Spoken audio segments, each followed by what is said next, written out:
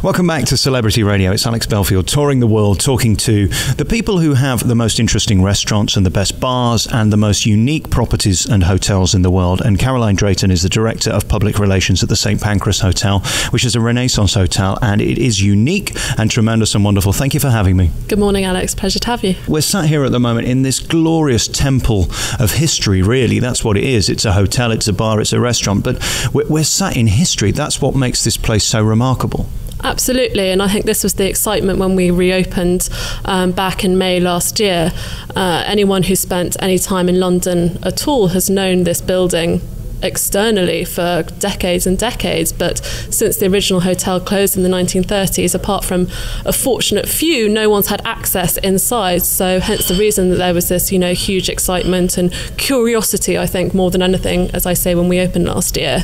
I'm fascinated by planes and trains and the history that goes with it. Normally, wherever there's an old train station, there's a glorious hotel.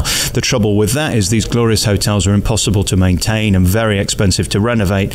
No expense was spared with this, and it took years and years and years. And my God, has it been worth it? Because this is now such a shrine and a tribute to the history of the station. Absolutely, and I think this is one of the most important factors is, as you say, when the hotel was first built, it was very much built in conjunction with the station, and to see both the station to a certain extent and even more so the hotel fall into such disrepair during the large part of the 20th century was, very sad to see. So with the huge renovation that went on with St Pancras International Station reopening in 2007, and then the huge work that went into the hotel, which, as you say, was a huge project, it really all kick-started in 1996, and for the hotel to, open in 2011, that is a huge development.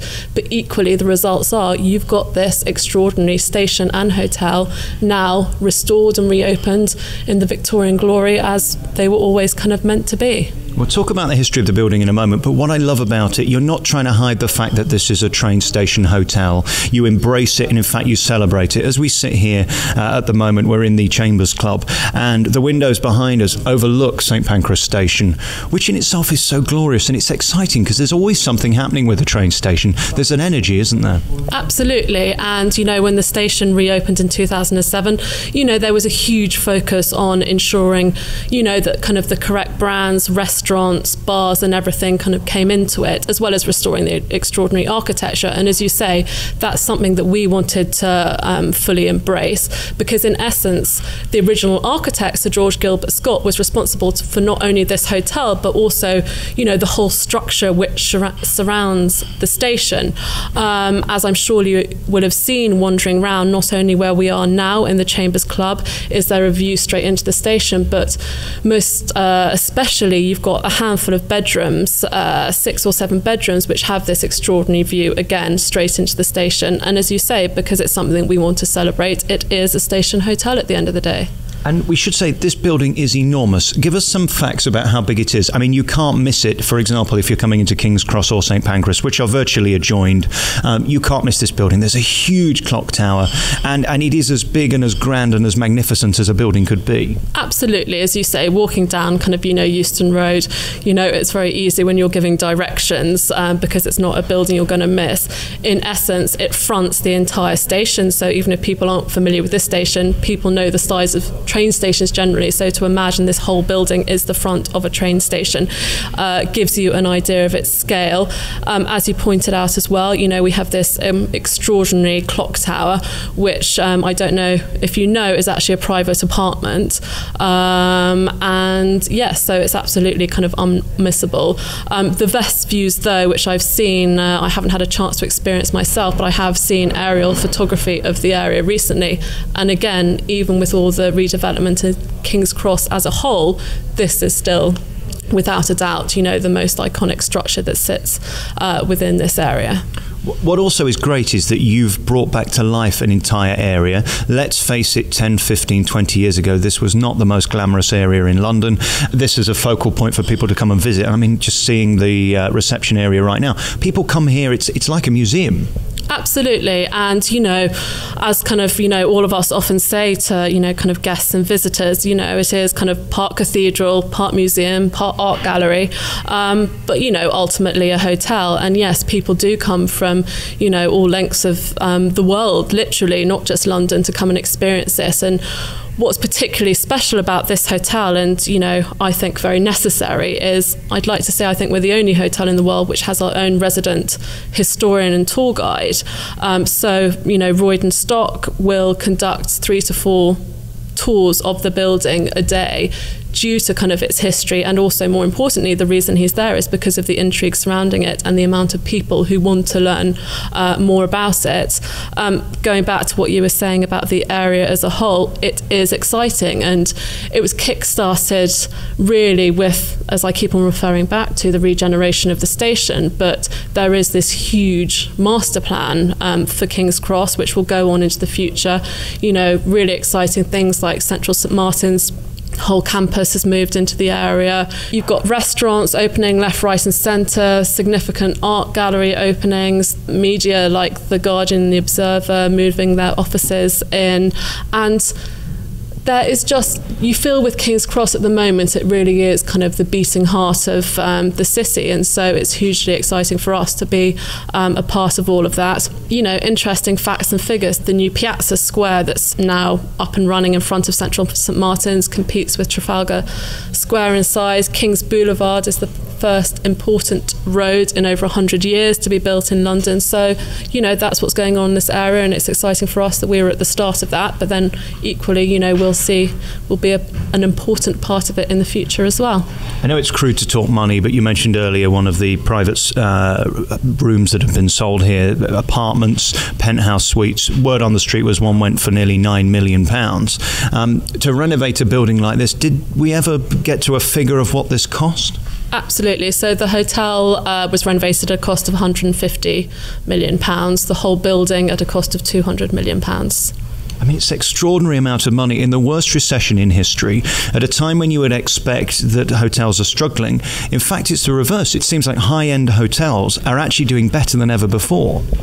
Absolutely. And there's the market for it in London. And I think, you know, King's Cross is an example, a perfect example of a very, very up-and-coming area. If you look at the London 5-star luxury hotel market as a whole, over the course of, you know, the kind of previous 2 years, and again going on for the next 18 months, you know, it's a hugely exciting time. There are a lot of 5-star hotel openings, and, you know, in my opinion, it makes London one of the most kind of exciting leisure and business destinations in the world right now.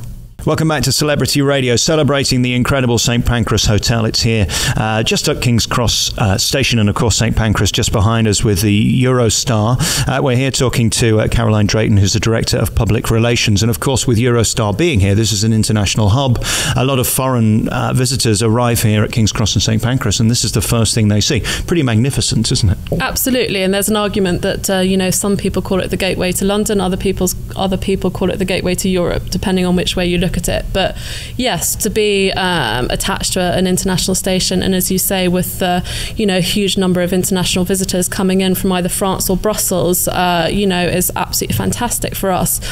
What's particularly exciting at the moment is we have actually just confirmed with Eurostar that our concierge, 6 or 7 members of our concierge team have now been cleared through Eurostar security. What this means is that we're able to offer our guests a VIP Eurostar transfer service. For any of our guests staying in the chambers specifically, if we know they're travelling on to Paris, Lille or Brussels, a member of our concierge team can collect them from their room or suite just 30 minutes before and escort them straight through the station, straight through security, and deliver them right onto the train with their luggage. And so it's obvious that we'd be working very closely with Eurostar, but it's particularly exciting for us at this time that that's a service that has just been secured and that we can offer. And equally, for those who are travelling on East Midlands trains to the north, you can be there within 4 minutes from where we're sat currently? Absolutely. I mean, you can almost see the train out of your bedroom.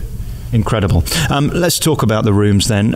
You very kindly put me in one of your Chambers rooms, which is attached to the Chambers Club. Decadent, incredible. The first thing that strikes you is the ceiling. I know that might sound ridiculous, but they're so high because, of course, in these old buildings, I believe the history is that the posh people enjoyed staying at the bottom, not the top, like they do now. So therefore, the rooms were most magnificent on the lower floors. Is that true? Absolutely. So the first floor where you were staying, Alex, the ceilings were 18 feet in height. And going back to what you said, absolutely. On the lower floors of the hotel is very much where, you know, kind of the higher end of guests will stay. And at the top of the building were essentially the servants' quarters. From a design and architectural perspective, what's particularly interesting, and kind of going back to the original architect, Sir George Gilbert Scott, is the ceiling height reduces by exactly 2 feet the higher up the building you go. So with the hotel sitting on the lower 3 floors of the building, yes, you've very much got the height of the grandeur of, you know, the original Victorian hotel. As great as this building is, it presents so many problems in renovation because you can't touch very much of it. You certainly can't touch the outer structure. Did that make it difficult in turning this into a 2012 modern 5-star hotel? Absolutely. You know, again, as I say, this building hadn't been really touched since the 1930s. British Rail had used the building under various different guises at the time for offices, but it hadn't been functioning as a hotel since the 1930s. The fantastic thing about it is that it was granted Grade 1 listed status back in 1967, which meant that structurally it hadn't been altered. So what this gives you is all the rooms, all the suites, all the public spaces are structurally exactly as they were back in the original hotel, because no walls have been able to be, you know, knocked down. As you said, there are various issues that came up. But I guess one of the prime examples, which you may have noticed in your room, is that the building originally didn't have any. It had 5 public bathrooms, and so obviously to input bathrooms into every single room and suite where you can't knock down walls causes, you know, a structural issue. So where the developers work very, very closely with the architects and the designers is to create this very clever way of bringing the bathrooms actually into the rooms in a structure which, you tell me whether or not you kind of noticed it or not, but in my opinion it's been done seamlessly. Absolutely beautifully, and you sort of go upstairs to the bathroom. You walk into the main living area, if you like, because there's a desk and there's the TV, of course, which are all modern conveniences as you need in hotels now. But the elegance has been retained, and of course that's down to the furnishings and the way you do that. A lot of planning has gone into everything, hasn't it? From the cushions to the wallpaper to the colour of the wallpaper. There's so many things to think about. That's what always amazes me about where do you start when putting a hotel like this together? Absolutely, and that's certainly a question for, you know, the extraordinary kind of owner and developer, Manhattan Loft Corporation. But I think the key underlying thing in everything you've spoken about is the fact that, yes, you've got this extraordinary Victorian building which you want to preserve as much as possible, but equally you've got a 21st century hotel. And as much as Victoriana is beautiful and wonderful, it's not appropriate, it wouldn't be appropriate in this day and age to have everything fitted, you know, in the Victorian way. And so, you know, it is an extraordinary feat by the designers and the interior designers and the architects to ensure that whilst you have modern contemporary amenities and furnishings, they have to fit, you know, with the surroundings. And I'm biased, of course, but it's something that, you know, they have done exceptionally well, but was an extraordinarily hard task to be able to execute. And of course you have the spa and you have the gym, and of course you have restaurants as well, which you have to have now, and bars. Last night I had a wonderful dinner at the booking office, which is again so unique, partly because of the space, mostly because of the space in fact. I mean, food is food. It's all about the dining experience as they describe it today, and you have one of the most unique in Britain, in the world. Congratulations on that. Thank you very much. Well, the booking office, by its very name, the reason it's called the booking office is because it was the original booking office, ticket office of the station, whether you're coming in from the hotel side or the station side, you'll see very clearly etched in stone booking office. So we weren't going to play havoc with the name very much. So what you've got, as I say, is the original ticket office within the station, and fantastically what you've also got in there is the original ticket booth, which is considered so important architecturally. The ticket booth is actually Grade 1 listed in its own right.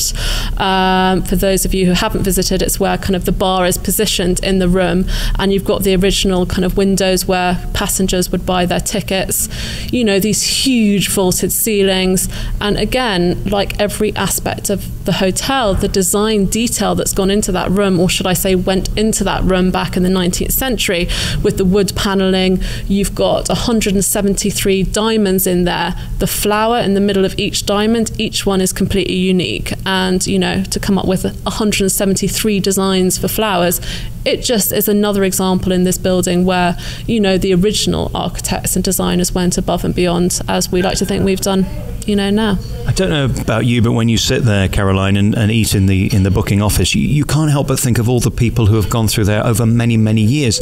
There's an incredible atmosphere and a sense of history as you're sat there, and you've encapsulated that. It would have been very easy to ruin it. The wrong mood, the wrong lighting, the wrong atmosphere could have ruined the entire feel of the restaurant. Absolutely. And again, going back to design and furnishings, you know, we put a very kind of strong focus on that. But, you know, other things, I know you say that kind of food is food and drink, and, you know, and I do agree to that to a certain extent, but just other things that we've added to the whole experience. So, for example, my mixologists in the booking office tell me that actually in their kind of research when they were setting up the bar, that cocktails, in fact, were invented in the Victorian era. So they went back to the original kind of Victorian cocktail recipes. The perfect example being punches. Punches were hugely popular during the Victorian era. So that's something that the mixologists have gone back, looked to see what they were doing. As we all know, not everything they did in the Victorian times is 100% suitable for eating and drinking nowadays, but they've certainly used it very much as the basis for a lot of their recipes.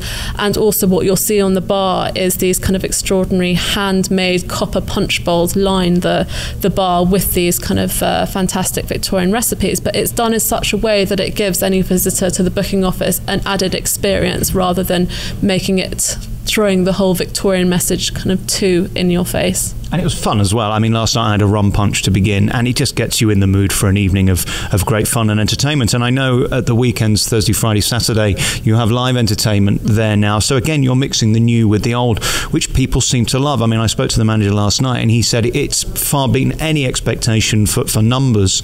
People are coming here just because of the atmosphere. Absolutely, and obviously the fact that it's, you know, very much attached to the station, there is an entrance direct in from the station, you know, helps all of that, but it has exceeded all expectations. And I think what's kind of even more extraordinary about it is if you look at its opening times, which again is very unique in London, is it is open from 6:30 in the morning until 3 o'clock in the morning. So actually there's far fewer hours that it's closed than when it's open. And pretty much from 6:30 in the morning, when you start doing the kind of the breakfast runs, through into kind of daytime, all day dining, into the evening and until the much later night, the place is absolutely buzzing. And it's hugely exciting for us as a hotel, you know, to see that. And again, it's mixing that old with new. You've got to keep up with the times to bring in the younger crowd, because ultimately this has got to have a future as well as a past. Absolutely. And, you know, again, going back to kind of, you know, the whole area, that's the amazing thing about it. You know, King's Cross St Pancras Underground Station is so well positioned that, again, if you go back to looking at the evenings in the booking office, you know, anyone who's working in the city, anyone who's working kind of Oxford Circus way, it's very, very easy for them to come here for pre-dinner. It's very easy for them to come here for kind of after work drinks. It's easy to meet here for, you know, dinner, cocktails in the evenings. But then equally, because of the whole area that we're sitting in, as you say, we'll get a lot of the kind of much younger crowd as well. And, you know, we welcome that and we embrace it. And for those travelling in from the north who maybe haven't been before, it's just a few minutes walk into Leicester Square, 10-15 minutes. You're right there in the centre of the West End for your show, so you could come here for a pre-theatre dinner. It's perfectly located, and it saves going on the Underground, and there's a benefit in itself. Absolutely. You know, as I say, yes, it's very easy to get anywhere on the Underground, but equally you are kind of walking distance to, you know, many of London's kind of key attractions. Caroline, I could talk to you all day, but two final things I want to mention are the staircases. I don't think you can have a magnificent building without a great staircase, and as we sit here, there's a very nice one, but this is nothing compared to the other end of the building. Tell me about your grand staircase, which is just an attraction in itself. It's worth coming in just to see your staircase. Well, as you say, the grand staircase is, you know, probably kind of the centerpiece of the whole building. It's absolutely beautiful, cantilevered staircase. Many will argue that, you know, it is the most majestic, if not one of the most majestic in the country. I think for us, what's particularly interesting about the staircase is really what a visitor to the grand staircase now witnesses is almost exactly what a visitor in the 19th century would have witnessed. The reason I say this is because obviously the architecture of the staircase is completely original, but more importantly, things like the tiling on the ground floor is original. The carpet on the staircase is an exact replica of the original carpet. We know that because we found scraps when we started redeveloping, so we were able to completely recreate it. The fleur-de-lis pattern on the walls is a 1901 pattern, so you know, it's just amazing. It really does, more than any other part of the hotel, I think, kind of sweep you into that kind of history. The other thing is that Sir George Gilbert Scott, the original architect, before he moved on to buildings like this, the Albert Memorial, the Foreign Office, you know, he was an ecclesiastical architect. He worked on over 800 churches and cathedrals in his lifetime, and you really get that sense of kind of the ecclesiastical sense when you get to the grand staircase with the vaulted ceiling, the arches, and yes, it has to be, you know, without a doubt, kind of the centerpiece of the whole hotel. The great thing about staying here, obviously you get a great room, obviously there's great food. If you're lucky enough to go in the Chambers Club, there's wonderful hospitality and great drinks and canapes before dinner. But you are part of almost a theatrical production. The grandeur of this building, you feel it everywhere you walk. There's no escape from the grandeur of the St Pancras Hotel, is there? It's interesting that you refer to it as a theatrical production, because we want to ensure that, you know, our guests, you know, do get caught up in kind of the moment and the history of it all, and whether that be a focus for us before we opened on things like the uniforms, you know, the doorman's uniforms, concierge's uniforms. There's very much visually a reference back to kind of the train uniforms of the Victorian era. When you go to sleep, bedtime stories are put kind of on your pillow, which tell you more about the history and things like that. But, you know, I think the most important thing for us is it is a sense of theatre, but not one that has been created for the guests, but simply shows off the history, which is the primary undercurrent of everything we do at the hotel. And equally as magnificent as it is today, it would have been that good back in the day when it originally opened. I mean, this was built for splendour. Oh, absolutely. And back in the 19th century, when all of the railways were privatised, and so wherever you built a station, you built a station hotel. That's what the railways did back then. But this was a railway hotel of a completely different level. And in essence, actually what this was the Midland Railway showing off about what a fantastic railway company they were. Look how we can take the most eminent Victorian architect of the times, look what we can build, look what we can produce.